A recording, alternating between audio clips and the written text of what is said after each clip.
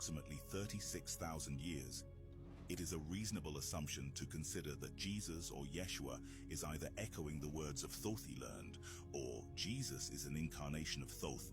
He is essentially quoting himself in a manner understandable to his followers.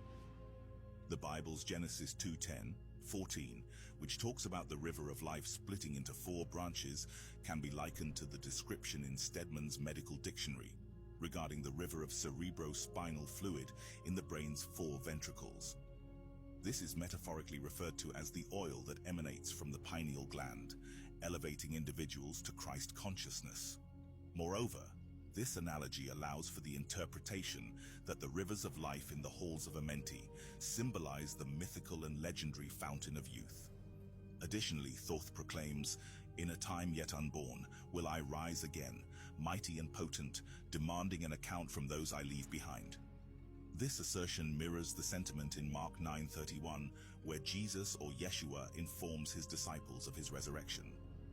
Jesus further assures his disciples in John 14:20, "I go away and come again unto you. Tell no one the Son of Man be risen again."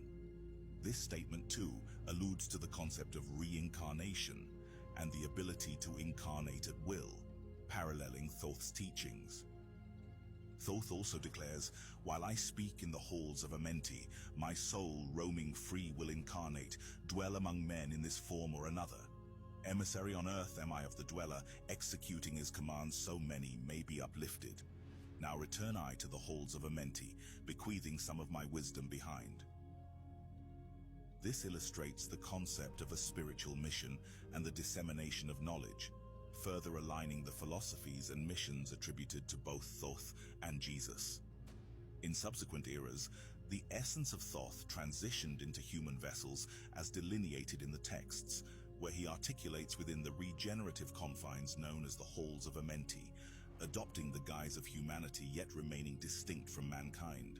Is it possible that Thoth used this gift of incarnation to be born a prophesied human baby and see what it's like to actually be born human, wiping away all his knowledge and memories until he was older and went back to the pyramids, to his spaceship or rejuvenation chambers to regain his memory data? Is this why when he returns to his home at the age of 30, he was fully potent in his power and who he was? Ready to lead his people and disciples against the oppressive Roman state and stop the money-hungry Jew priests. The concept of rejuvenation chambers has, in contemporary times, edged closer to reality through initiatives like the 2045 Avatar Project. This non-profit organization is at the forefront of pioneering technology, aimed at facilitating the transference of an individual's personality and consciousness into an alternative, non-biological host, thereby extending human life towards immortality. This venture is detailed on 2045, considering the hypothetical scenario where ancient extraterrestrials possess technology far surpassing our current advancements. The fruition of the 2045 project could validate historical accounts and suggest a cyclical nature of human achievements and errors, mirroring those attributed to the Anunnaki.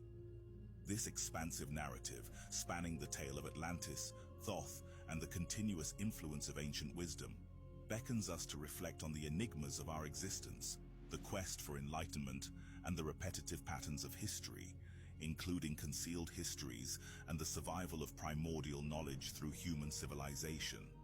For those intrigued by this subject matter, it is recommended to delve into Compendium of the Emerald Tablets by Billy Carson and the Emerald Tablets by Dorial, a Mason who reportedly absconded with the tablets in the 1920s and fortuitously was permitted to publish excerpts from the Emerald Tablets. What are your thoughts on the proposition that Jesus or Yeshua was Thoth, the Atlantean priest king? Do you believe society is prepared to confront the truths within the Emerald Tablets? And, in the context of the 2045 project's ambition to achieve human immortality, is humanity on the cusp of replicating a mistake or achieving a milestone reminiscent of the Anunnaki's legacy?